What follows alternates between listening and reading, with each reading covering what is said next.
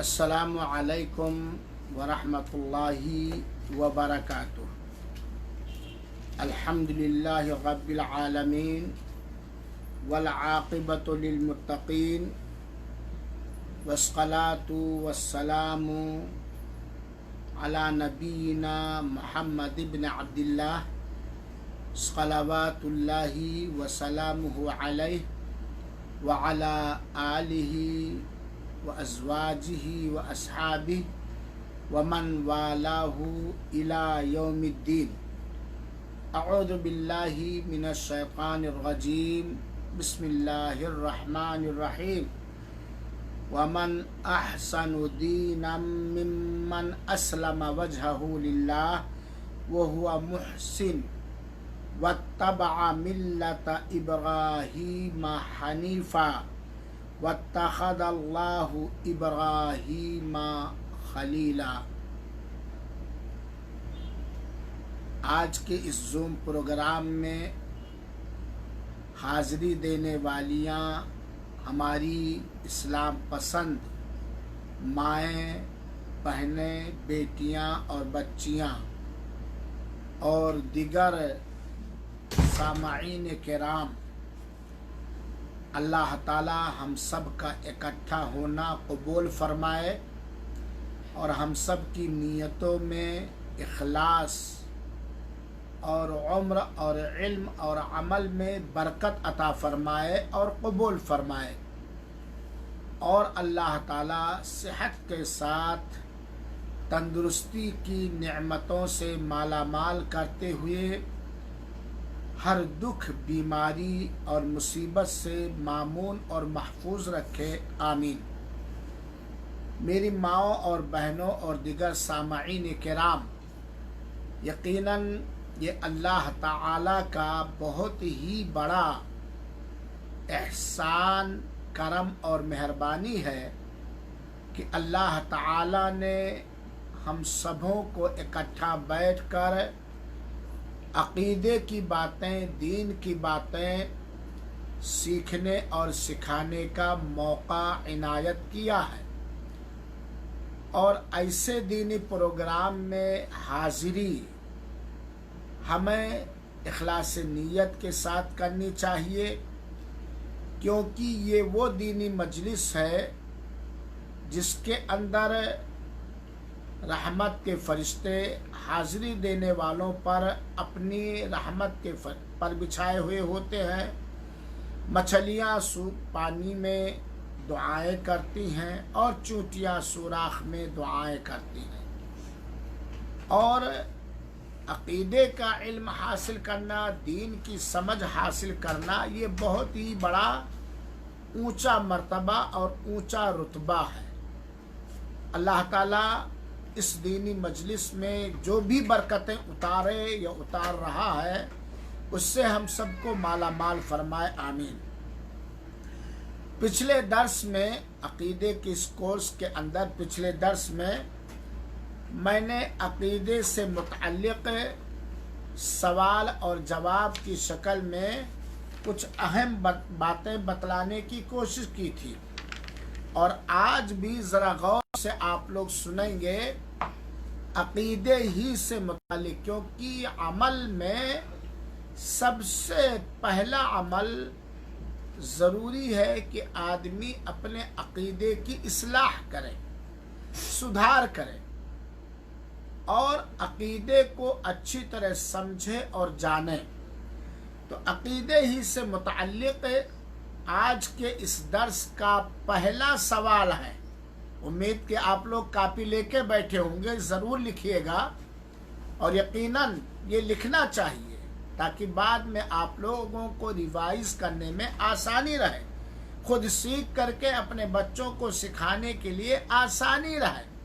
تو آج کے اس درس کا پہلا سوال ہے، دین کے مراتب کتنے ہیں؟ دوسرے لفظ میں، دین کے درجے، اسٹپ، سیڑھیاں کتنی ہیں؟ پچھلے درس میں نے سمجھایا تھا دین کے 3 اصول، دین کی 3 جڑیں، وہ دوسرا ہے اور یہ دوسرا ہے۔ دین کے 3 اصول کے بارے میں نے بتلایا تھا کہ پہلی بنیاد اور جڑ ہے رب کی معرفت، دوسری ہے دین کی معرفت، تیسری ہے نبی کی معرفت۔ آج کا سوال ہے کہ دین کے مراتب، درجے، اسٹپ کتنے ہیں؟ سوال سمجھ میں آ گیا؟ تو اس کا جواب لیجئے کہ دین کے 3 مراتب ہیں، دین کے 3 اصول بھی ہیں، اللہ کی معرفت، نبی کی معرفت اور اسلام کے کیا کہتے ہیں، اپنے نبی کی معرفت، اللہ کی معرفت اور دین کی معرفت۔ اور دین کے 3 درجے ہیں، دین کے 3 درجے ہیں۔ نمبر 1 ایمان، دین کے درجے بتلا رہا ہوں۔ نمبر 1 ایمان، نمبر 2 اسلام اور نمبر 3 احسان۔ اگر آپ سے کوئی پوچھے کہ دین کے کتنے درجے ہیں تو آپ کا جواب کیا ہوگا کہ دین کے 3 مرتبے اور درجے ہیں۔ نمبر 1 ایمان، نمبر 2 اسلام، نمبر 3 احسان۔ یہ دین کے 3 درجے ہیں۔ اس ایمان کہتے ہیں اللہ کی وحدانیت پر ایمان، اللہ کے رسولوں پر ایمان، اللہ کی کتابوں پر ایمان، اللہ کے فرشتوں پر ایمان، تقدیر کی اچھائی اور برائی پر ایمان، اور مرنے کے بعد دوبارہ اٹھائے جانے پر ایمان، ہے نا؟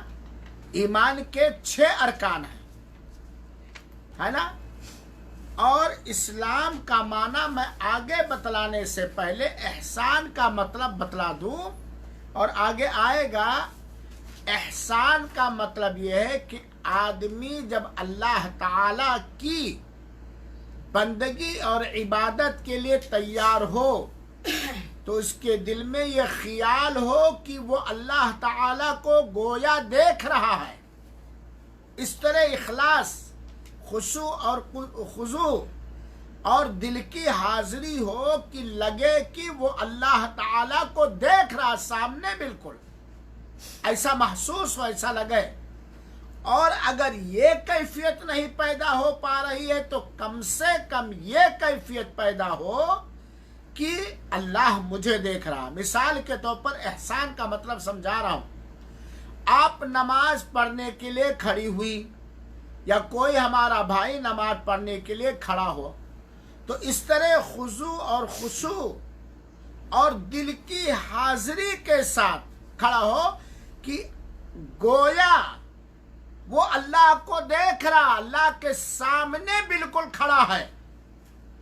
اور اگر یہ کیفیت نہ پیدا ہو پا رہی ہو بندے کے اندر، نماز ادا کرنے والے کے اندر، تو کم سے کم یہ ہو کہ اللہ دیکھ رہا ہے۔ بچوں کی طرح نہیں، چھوٹے بچوں کی طرح نہیں، دل لگا کر۔ اور یقیناً اگر کسی کی عبادت میں یہ کیفیت پیدا ہو جائے تو ایک طرح سے سمجھیے وہ معراج کو پہنچ گیا۔ تو یہ دین کے 3 درجے ہیں، 3 اسٹپ ہیں، 3 مرتبے ہیں: ایمان، اسلام اور تیسرا کیا ہے؟ احسان۔ آئیے اسلام کا معنی سمجھے۔ ایمان کو تو میں نے بتلایا مختصر طور پر، ایمان کے 6 ارکان ہیں، اور آپ جانتے ہیں کہ اسلام کے 5 پلر ہیں، 5 ارکان ہیں۔ ارکان اسلام کتنے ہیں؟ 5۔ اسلام کا مطلب کیا ہے؟ اور یہ اسلام کا مطلب سمجھنا بہت ضروری ہے۔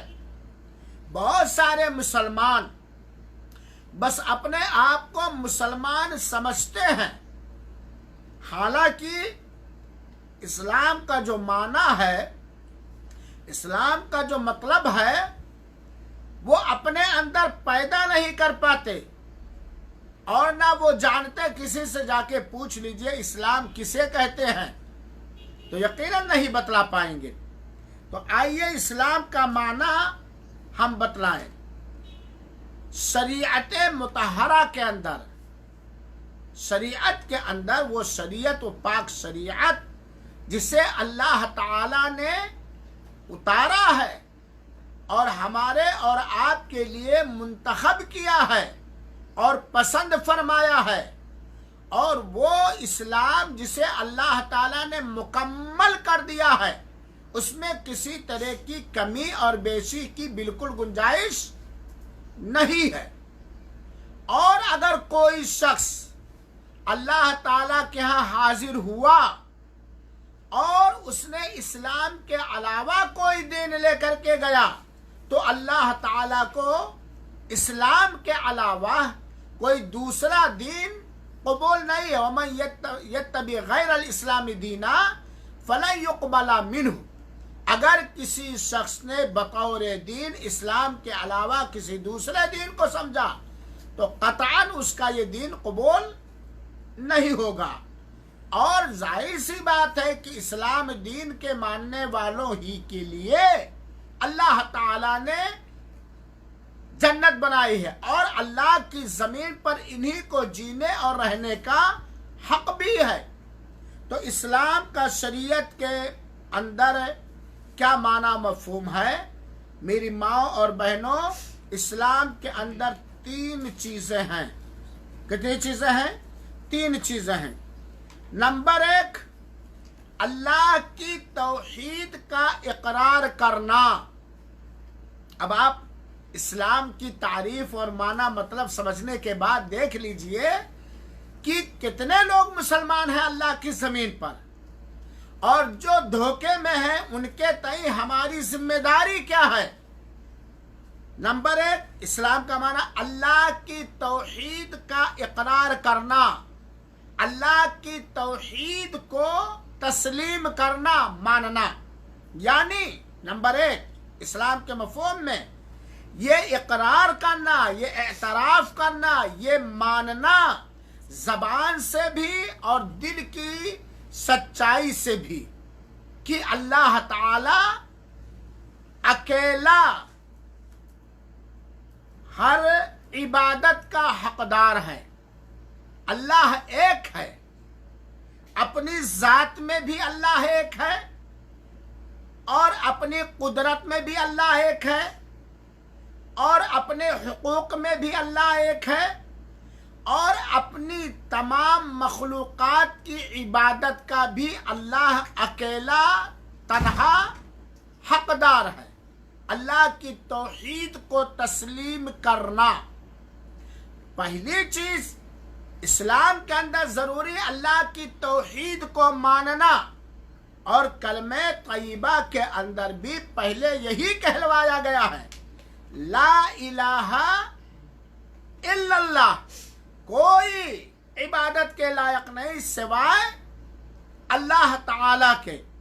اب اگر کوئی یہ کلمہ پڑھتا ہے لیکن اللہ تعالی کی توحید کو مانتا نہیں ہے، یا زبانی طور پر مانتا ہے لیکن عملی طور پر اس کے خلاف وہ عمل کرتا ہے، داتا کسی اور کو سمجھتا ہے، حاجت روا مشکل کشا کسی اور کو سمجھتا ہے، اولاد دینے والا کسی اور کو سمجھتا ہے، دکھ اور مصیبت کو دور کرنے والا کسی اور کو سمجھتا ہے۔ جس طرح اللہ تعالیٰ سے ڈرنا چاہیے کسی اور سے ڈرتا ہے، جس طرح اللہ تعالیٰ پر بھروسہ کرنا چاہیے کسی اور پر بھروسہ کرتا ہے، جس طرح امید اللہ تعالیٰ سے کرنی چاہیے کسی اور سے امید کرتا ہے۔ تو کیا خالی کلمہ پڑھ لینے سے وہ مسلمان ہو جائے گا؟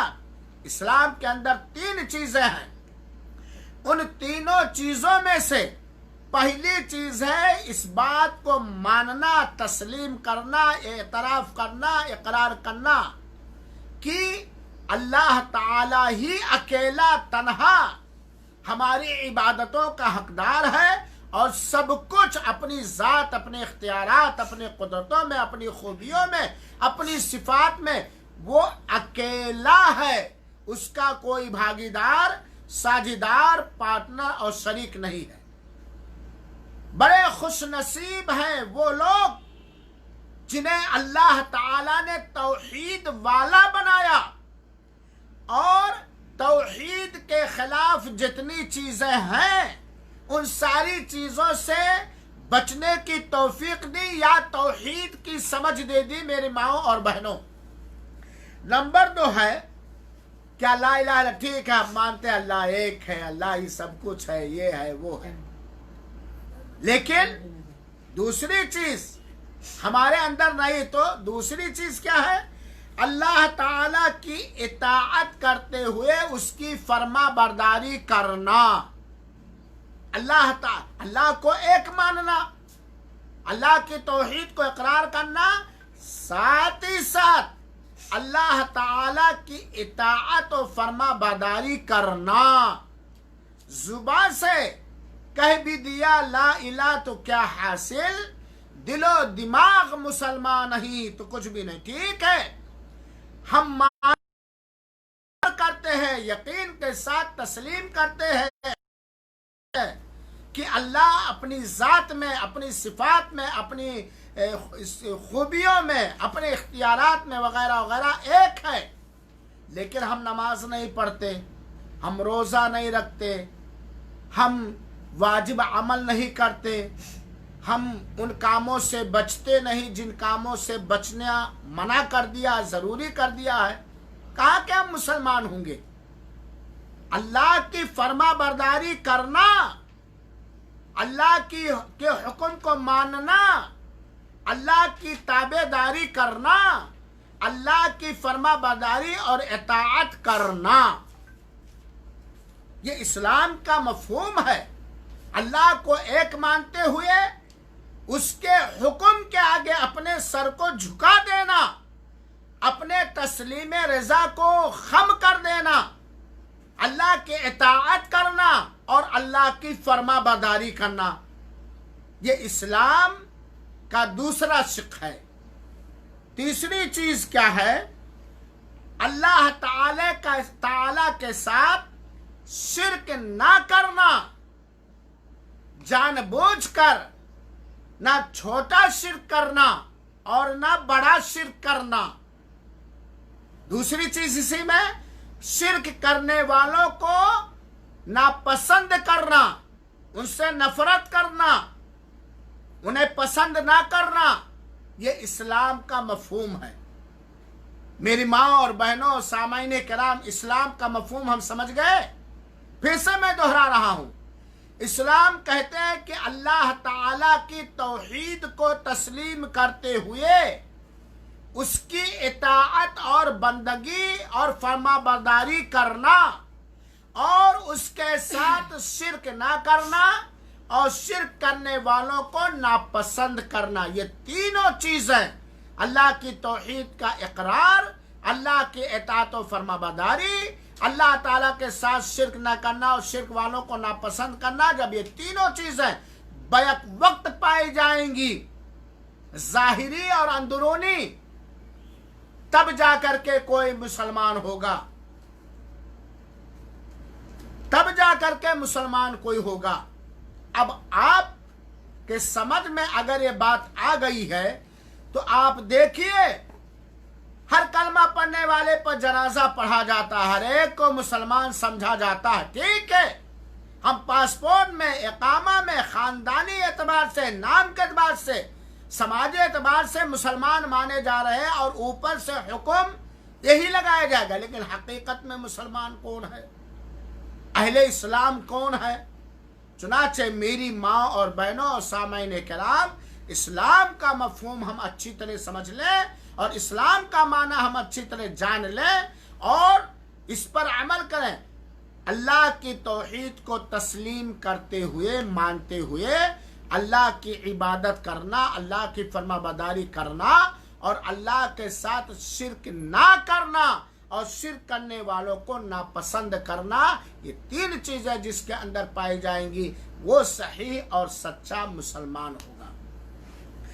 سوال یہ ہے کہ جیسا کہ اللہ تعالیٰ نے فرمایا وَمَنْ أَحْسَنُ دِينًا مِّمَّنْ أَسْلَمَ وَجْهَهُ لِلَّهِ، دین کے لحاظ سے اس سے بہتر کون ہے جس نے اپنا منہ، اپنا چہرہ اللہ کے لیے تابع کر دیا، اللہ کے تابع کر دیا، اللہ کے حکم پر لگا دیا، جبکہ وہ نیکی کرنے والا ہو اور اس نے ابراہیم علیہ السلام کی ملت کی پیروی کی جو ایک اللہ کی طرف ہو جانے والے تھے، اور اللہ نے ابراہیم کو خاص دوست بنا لیا۔ جا کر کے آپ لوگ اسلام کے مفہوم کو اور وضاحت کے ساتھ سمجھنے کے لیے سورہ نساء کی آیت نمبر 125 پڑھ لیں گے، سمجھ لیں گے اور اس کی تفسیر پڑھ لیں گے۔ آج کے اس درس کا تیسرا سوال، پہلا سوال کیا تھا؟ دین کے مراتب، درجے۔ دوسرا سوال تھا اسلام کا معنی اور مفہوم۔ تیسرا سوال یہ ہے کہ دین میں شہادتین کے اقرار کا مقام کیا ہے؟ آپ لوگ جان لیجیے، شہادتین کا اردو میں معنی ہوتا ہے دو گواہی دینا، یعنی اکیلے اللہ کے معبود برحق ہونے کی گواہی نمبر 1، نمبر 2 اللہ کے آخری پیغمبر جناب محمد مصطفیٰ صلی اللہ علیہ وسلم کے آخری رسول ہونے کی گواہی دینا۔ اس کو کہا جاتا شہادتین، دو شہادت یعنی دو گواہی۔ نمبر 1 کیا؟ اللہ تعالی کے اکیلے تنہا معبود برحق سچا معبود ہونے کی گواہی دینا، اور دوسری گواہی اور شہادت کیا ہے؟ اللہ کے رسول اکرم صلی اللہ علیہ وسلم کے اللہ کے بندے اور رسول ہونے کی گواہی دینا، جو کلمہ کے اندر پایا جاتا، اشہد اللہ الہ الا اللہ، میں گواہی دیتا ہوں کہ اللہ تعالی کے علاوہ کوئی سچا معبود نہیں، کوئی عبادت کے لائق نہیں۔ دوسرا، میں گواہی واشہد ان محمدن رسول اللہ، اور میں گواہی دیتا ہوں کہ محمد صلی اللہ علیہ وسلم اللہ کے بندے اور اس کے رسول ہیں۔ ان دونوں گواہیوں کا اقرار کیا مقام اور رتبہ کیا ہے؟ ہمیں یہ بات معلوم ہونی چاہیے۔ اس کا جواب یہ ہے کہ شہادتین کا اقرار کیے بغیر انسان اسلام میں داخل نہیں ہو سکتا۔ کوئی مانتا ہے کہ اللہ ایک ہے ساری چیزوں میں، اللہ کی فرما برداری بھی کرتا ہے، شرک نہیں کرتا، شرک کرنے والوں کو ناپسند بھی کرتا، لیکن زبان سے اگر اس کلمے کو نہیں پڑھتا ہے اور اس کا اقرار نہیں کرتا ہے تو ایسی صورت میں وہ مسلمان نہیں ہوگا۔ اسی لیے جب کوئی غیر قوم، غیر مسلم اسلام میں داخل ہونا چاہتا ہے، ظاہر سی بات ہے وہ داخل ہوتا ہے اسلام کی صداقت اور سچائی اور توحید کو سمجھ کر کے ہی، لیکن وہ اسے اس کلمے کا اقرار کرنا پڑے گا اگر وہ گونگا نہیں ہے، کیونکہ گونگا آدمی تو بول نہیں پائے گا۔ لیکن اگر کوئی شخص بولنا جانتا ہے تب ایسی صورت میں زبان سے اسے اس کلمے کا اقرار کرنا پڑے گا، پڑھنا پڑے گا اس کلمے کو، ساتھ ہی ساتھ اس کلمے کی صداقت اور سچائی کا اعتراف اور اقرار اپنی زبان سے بھی کرنا پڑے گا، دل کی سچائی کے ساتھ۔ تو شہادتین دونوں گواہی کا اقرار کیے بغیر کوئی بھی انسان اسلام میں داخل نہیں ہو سکتا، جیسا کہ اللہ تعالیٰ نے سورہ نور کی آیت نمبر 62 کے اندر بیان فرما، انما المؤمنون الذین آمنوا باللہ ورسولہ، یقیناً مومن وہ ہیں جو اللہ پر ایمان لائے اور اس کے رسول پر ایمان لائے۔ اللہ پر ایمان لا رہے ہیں لیکن رسول پر ایمان نہیں لا رہے ہیں کہ آپ صلی اللہ علیہ وسلم اللہ کے آخری پیغمبر ہیں، نبی ہیں، رسول ہیں، اب آپ کے بعد کوئی نبی آنے والا نہیں ہے۔ اللہ پر ایمان لاتے ہیں لیکن رسول پر ایمان نہیں لاتے تو وہ مسلمان نہیں ہیں۔ جیسے قادیانی لوگ ہیں، قادیانی لوگ مرزا غلام احمد قادیانی کو آخری پیغمبر مانتے ہیں، جبکہ اللہ کے رسول اکرم آخری پیغمبر ہیں۔ آپ کے بعد اگر کوئی نبی ہونے کا، رسول ہونے کا دعویٰ کرے تو اس کی گردن مار دی جائے گی، اسے قتل کر دیا جائے گا۔ کوئی نبی کریم صلی اللہ علیہ وسلم کے بعد نبوت کا حقدار رکھتا ہی نہیں ہے۔ تو اگر کوئی آدمی اللہ تعالیٰ کی توحید کو مانتا ہے، اللہ کو پر ایمان لاتا ہے، لیکن اللہ کے رسول کی رسالت کا اعتراف اور اقرار نہیں کرتا، وہ مسلمان نہیں ہو سکتا۔ تو یہ ہے مقام، اللہ پر بھی ایمان لانا ہے، اس کی الوہیت پر، اس کی ربوبیت پر، اس کے اسماء اور صفات پر، ساتھ ہی ساتھ اللہ کے رسول اکرم صلی اللہ علیہ وسلم کے آخری رسول ہونے پر، آپ کے بشر ہونے پر، اللہ کا بندہ ہونے پر، اور ایمان لانا اور یہ بھی لانا کہ اللہ کے رسول کے اندر اللہ کی کوئی خوبی اور اللہ کی کوئی خصوصیت نہیں تھی۔ آج کے اس درس کا چوتھا سوال، اور وہ بڑا اہم سوال ہے، ذرا دیکھ لیجئے، سن لیجئے۔ چوتھا سوال، شہادت لا الہ الا اللہ کا معنی کیا ہے؟ ہم لوگ کہتے ہیں نا لا الہ الا اللہ، ہم لوگ پڑھتے ہیں نا اشہد اللہ الہ الا اللہ، اس کا معنی اور مطلب کیا ہے؟ بہت سارے مسلمان جانتے ہیں اور اس کی چاہت کے حساب سے اپنا عقیدہ بھی بناتے ہیں، لیکن بہت سارے اپنے آپ کو مسلمان کہنے والے لا الہ الا اللہ کا مطلب ہی نہیں جانتے۔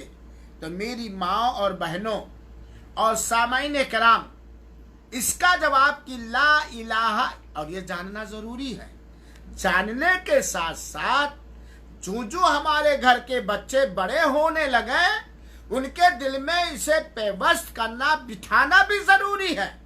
سب سے پہلے بچے کو کیا سکھایا جائے جب بولنا شروع کرے؟ How are you, papa, daddy, شیطان، نہ، کلمہ سکھایا جائے۔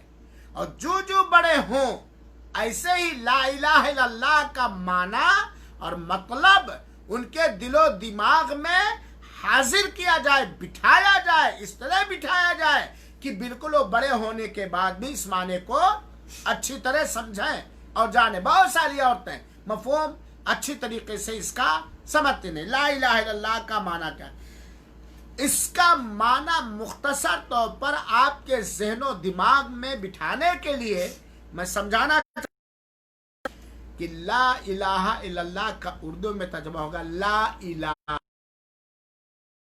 کوئی عبادت کے لائق نہیں، کوئی بھی، چاہے نبی ہو، چاہے رسول ہو، چاہے پیغمبر ہو، چاہے خواجہ معین الدین چشتی ہو، چاہے نظام الدین ہو، چاہے اویس قرنی ہو، چاہے ابو بکر، عمر، عثمان، کوئی بھی ہو، عائشہ ہو، خدیجہ ہو، کوئی بھی عبادت کے لائق نہیں، کوئی اس لائق ہی نہیں ہے کہ اس کی بندگی کریں، اس کی پوجا کریں، اس کی عبادت کریں، اس کی پرستش کریں، عبادت کے طور پر اس کے آگے سرنگو ہو، سر کو جھکائیں، ہاتھ کو اٹھائیں، فریاد کریں، مانگیں۔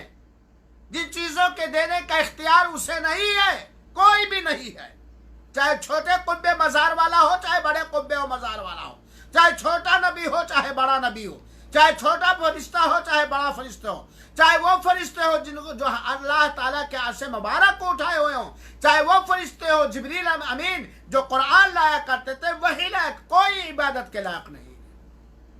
پہلے انکار کیا جائے، دل کے گندگی کو، شرک اور کفر کی گندگی کو دل سے کھرچ کر نکال دیا جائے۔ کوئی بھی لا الہ، کوئی عبادت کے لائق نہیں ہے۔ دوسرا کا الا اللہ، سوائے اللہ کے، یہ لا الہ الا اللہ کا مطلب ہے۔ دوسرے معنی میں کہ عبادت کا حقدار، عبادت کا مستحق صرف اور صرف اکیلا اللہ تعالی ہے۔ یہ لا الہ الا اللہ کا مطلب ہے۔ لا الہ الا اللہ کا مطلب کیا؟ ہمارا عقیدہ ہو، ہمارا ایمان ہو، ہمارا یقین ہو، ایسا یقین جس میں کوئی شک کی ذرہ برابر گنجائش نہ ہو کہ عبادت کے لائق، بندگی کے لائق، مانگنے کے لائق، ڈرنے کے لائق، امید کرنے کے لائق، پوجا کرنے کے لائق صرف اللہ تعالی ہی ہے۔ لا الہ الا اللہ کا معنی سمجھ گئے؟ عبادت کا مستحق، ہر طرح کی عبادت کا مستحق صرف اللہ تعالی ہی ہے۔ عبادت کے جو رسم و رواج ہیں اس کا حقدار صرف اللہ تعالیٰ کو۔ اب آپ کہتے ہیں تو سب سمجھتے ہیں، آج اگر لا الہ الا اللہ، معاف کریں گے آپ لوگ، اگر آج لا الہ الا اللہ کا مطلب اچھی طرح لوگ جانتے تو جہاں شرک اور کفر کے اڈے ہیں کیا وہاں کوئی جاتا؟ یہ مزاروں پر، درگاہوں پر، آستانوں پر جس طرح ایک غیر مسلم اپنے دیوی اور دیوتا پر اپنی مندروں کے اندر جا کر کے اپنی فریاد کرتا ہے، حاجت روائی کرتا ہے، مشکل کشائی کرتا، مشکلیں ذکر کرتا ہے، انہی سے مانگتا، انہی کی دہائی دیتا ہے۔ آج یہ مسلمان کیوں در در کی ٹھوکریں کھاتا؟ نام ہے مسلمان، اذان میں کہتا ہے اللہ اکبر، تکبیر میں کہتا ہے اللہ اکبر، اور اس کے باوجود وہ اللہ کی غیرت کی چادر کو چکنا پھاڑنے کے لیے درگاہوں پہ جاتا ہے، مزاروں پہ جاتا ہے، آستانوں پہ جاتا ہے۔ کیا عقیدہ لے کر کے جاتا ہے؟ کس لیے جاتا ہے؟ کیا کرنے کے لیے جاتا ہے کہ نہیں؟ جبکہ اسلام میں ان درگاہوں اور مزاروں کا کوئی وجود ہی نہیں ہے۔ لا الہ الا اللہ کا مطلب کہ عبادت کا حقدار اکیلا، بنا کسی شرکت غیر کے، بنا کسی ساجھیداری کے، بنا کسی ساجھا کے، نہ چھوٹا ساجھا اور نہ بڑا ساجھا، بنا کسی بھاگداری کے، نہ چھوٹی بھاگداری، ذرہ کے برابر بھی بھاگداری نہیں۔ عبادت کا حقدار، عبادت کا مستحق، عبادت کے لائق صرف اللہ تعالی ہے، صرف اللہ۔ چاہے وہ نماز، روزے، حج و زکوٰۃ ہو، چاہے وہ دعائیں ہوں، چاہے وہ خوف و ڈر ہو، چاہے وہ توکل و بھروسہ ہو، چاہے وہ آشا اور امید ہو، ہر یہ ساری کی چیزیں میں نے پہلے درس میں عبادت کا مفہوم بتلایا تھا۔ اس کا حقدار صرف اللہ تعالیٰ ہے، اور اللہ تعالیٰ ہی جانتا ہے اور جان سکتا ہے کہ کون میری عبادت کرتا ہے اور کس کی عبادت میں چاشنی اور مٹھاس ہے، اور کس لیے عبادت کرتا، کس نیت سے عبادت کرتا۔ الہ مع اللہ، کیا اللہ تعالیٰ کے ساتھ کوئی ہے؟ جس طرح اللہ تعالیٰ اکیلا آسمانوں کو پیدا کرنے والا ہے، بنا کھمبے کے، بنا دیوار کے، زمینوں کو پیدا کرنے والا اللہ۔ اللہ تعالیٰ عطا رحمان سعیدی کی ناک، کان، دل و دماغ بنانے والا اللہ، یہ گویائی اور زبان دینے والا اللہ، یہ سوج و سمجھ دینے والا اللہ، یہ فولڈر انگلیاں دینے والا اللہ، یہ آنکھوں میں دیکھنے کی طاقت دینے والا اللہ، یہ ناکوں سے سونگھنے کی طاقت دینے والا اللہ، عطا رحمان سعیدی کو بیمار کرنے والا اللہ، اس کی بیماری کو دور کرنے والا اللہ، دن کو رات سے بدلنے والا اللہ، رات کو دن سے بدلنے والا اللہ، مرغی سے انڈا بنا کے نکالنے والا اللہ، انڈے سے بچہ نکالنے والا اللہ۔ جس طرح سب کچھ اللہ ہے، جو اللہ ہر چیز پر قدرت رکھنے والا ہے، با اختیار ہے، اس کو کسی کی رائے کی ضرورت نہیں، کسی کے مشورے کی ضرورت نہیں، اور نہ کسی ساجھا اور کسی بھاگیداری کی ضرورت نہیں۔ اگر اس کو ساجھا کی ضرورت ہوتی، اگر وہ اس کو بھاگیداری کی ضرورت ہوتی، اگر نظام کائنات، نظام دنیا چلانے میں، آپ لوگوں کو پالنے اور پوسنے میں، آپ لوگوں کے بارے میں علم، مکمل علم رکھنے میں ساجھیداری کی ضرورت ہوتی تو وہ اللہ ہی نہیں ہوتا، اللہ ہی نہیں ہوتا۔ تو لا الہ الا اللہ کا معنی کہ عبادت کے لائق، مستحق عبادت، حقدار صرف اللہ تعالیٰ ہے، اور اس کے علاوہ کسی کی عبادت جائز اور درست نہیں۔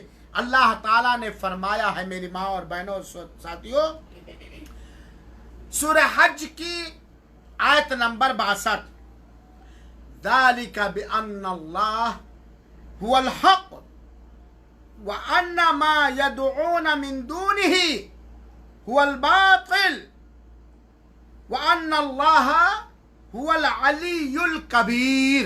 सुभान अल्लाह, कितनी जबरदस्त आयत है अल्लाह ताला की तौहीद को समझाने के लिए, अल्लाह ताला के हुकूक को समझाने के लिए, अल्लाह के बंदों को अल्लाह के बारे में क्या अकीदा रखना चाहिए, क्या समझ रखना चाहिए, इसको समझाने के लिए सूरह हज की आयत नंबर 62, ज़ालिका बिअन्नल्लाह हुवल हक़, ये इसलिए कि यकीनन बिला किसी शको शुबहा के, बिला शको शुबहा अल्लाह ही है जो हक है, अल्लाह ही है। अल्लाह ही का मतलब अकेले अल्लाह, तने तरह अल्लाह, अल्लाह ही है जो हक है, इसलिए कि बेशक उसके सिवा, उसके अलावा जिसे भी लोग पुकारते हैं वो बातिल है। अल्लाह के अलावा जिसकी भी लोग इबादत करते हैं, दुहाई देते हैं, पुकारते हैं, मांगते हैं, सजदे करते हैं, चादरें चढ़ाते हैं, फूल चढ़ाते हैं, नजराने चढ़ाते हैं, जिन अल्लाह के अलावा जिन गैरों के नाम कुर्बानियां करते हैं, जानवर ज़बा करते हैं, अपने दिलों में अल्लाह के अलावा जिन लोगों की का डर और खौफ बिठाए रखते हैं, अल्लाह के अलावा जिन लोगों से लोग उम्मीद करते हैं, वो बातिल हैं, वो झूठे हैं, वो बातिल हैं, वो झूठे हैं। बेशक अल्लाह ही है जो हक है, इसलिए कि बेशक अल्लाह ताला बेहद बुलंद है। अल्लाह वही हो सकता है, इबादत का हकदार वही हो सकता है जो बुलंद हो, यकीनन सबसे बुलंद हो, सबसे ऊपर हो, और वो बहुत बड़ा है। अल्लाह ताला सबसे बुलंदी पर कौन है? ख्वाजा मोइनुद्दीन चिश्ती, अली हजवेरी, उवैस करनी, निजामुद्दीन, नबी करीम सल्लल्लाहु अलैहि वसल्लम, आदम, नूह, इब्राहिम, अबू बकर, उमर, उस्मान, खदीजा, आयशा, फातिमा, सबसे बुलंद वो है जो इन सारे लोगों का खालिक और मालिक और राज़िक और इनकी इबादतों का हकदार है। सबसे बुलंद वो है जिसने हमारे नबी को आखिरी पैगंबर बनाया। अल्लाह से बुलंद है और ऊपर कोई नहीं है। इसीलिए तो हम लोग अल्हम्दुलिल्लाह यकीन के साथ, ईमान के साथ, सच्चे अकीदे के साथ कहते हैं सजदा में क्या? सुबहाना रब्बी अल आला। हम पाकी बयान करते हैं अपने रब की जो आला है, अरफा है, सबसे बुलंद है, सबसे बुलंद है? आप भी मानते हैं, और हर चीज पर वो बड़ा है। अजान में क्या कहते हैं? अल्लाह अकबर। लोग मसला पूछते हैं कि मौलाना बच्चा पैदा हो कि दाहिने कान में क्या कहूँ, बड़े कान में? अगर आप कहते भी है अजान तो क्या कहते हैं सबसे पहले? हैं? ख्वाजा मोइनुद्दीन चिश्ती सबसे बड़े हैं, अली हजवेरी सबसे बड़े हैं, उवैस करनी सबसे बड़े हैं, फला पीर सबसे बड़े हैं, फला बुजुर्ग। क्या कहते हो? कान में क्या कहते हो भाई? अजान। अगरचे कुछ रिवायतें, मतलब उलमा ने इस रिवायत के बारे में कुछ लोगों ने सईफ कहा, कुछ लोगों ने हसन कहा है। अल्लाह अकबर क्या कहते हो बच्चे के कान में? अल्लाह अकबर। अल्लाह सबसे बड़ा है। खाली जबान से कहते हो कोई फायदा नहीं हुआ, जबान से भी अल्लाह अकबर, अल्लाह सबसे बड़ा है। दिल में भी ये यकीन, अकीदा कि अल्लाह सबसे बड़ा है। सजदे में क्या पढ़ते हो भाई? सुबहान रब्बियल आला। तो मेरे भाइयों साथियों, ला इलाहा इल्लल्लाह का मतलब यह है कि अल्लाह ही अकेला इबादत का मुस्तहिक और हकदार है। इसका इल्म भी हो, इस पर यकीन भी हो, और इसी का एतकाद भी हो, और इसी पर अकीदा भी हो। बस इतनी बात है। और अगले दर्स में अगर आप लोग चाहेंगे कि अकीदे ही का दर्स इस तरह दिया जाए, अभी आप लोग बताइए, तो इंशाअल्लाह अगले दर्स में ला इलाहा इल्लल्लाह के अंदर कितनी शर्तों का पाया जाना ज़रूरी है उसकी वजाहत करेंगे। अल्लाह रब्बुल आलमीन से दुआ है कि अल्लाह हमारे अकीदों की इस्लाह फरमा दे और हमें तौहीद वाला बनाए, نیک عمل والا بنائے، اللہ کا اپنا فرما بردار بنائے، اپنا نافرمان نہ بنائے، کفر کرنے والا نہ بنائے، اور اسی طریقے سے شرک کرنے والا نہ بنائے، شرک سے نفرت کرنے والا بنائے اور قبول فرمائے. آمین. ورحمۃ اللہ وبرکاتہ وجزاکم اللہ خیرا.